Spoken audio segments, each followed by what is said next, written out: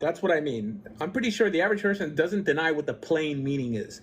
They translate Peshat as the simple meaning, plain meaning, literal meaning. So for me, because I'm always trying to make a distinction between what's actually in the Torah and what's from the rabbis, I'll say that the Torah perspective is the literal Torah perspective, commentaries and midrashim aside.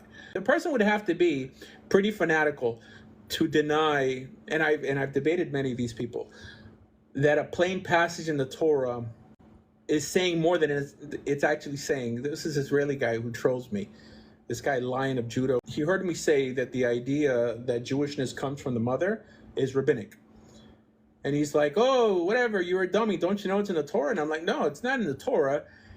When they gave that ruling, like Rabbi Shimon ben Yochai gave that ruling, he pointed to a verse in the Torah as evidence for his ruling, which is that statement in Deuteronomy. It says, don't marry your sons off to their daughters because you're going to lead them away.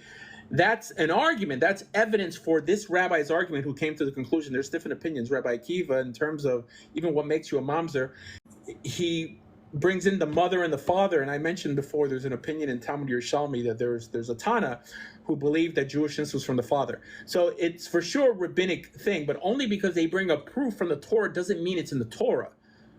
It's called an asmachta, is that they'll come up with a law and then they'll find something in the Torah that sounds like it to justify it. Or they read a verse from a devotional perspective and come to the conclusion that this might mean that. And this is when the rabbis in the Talmud would argue.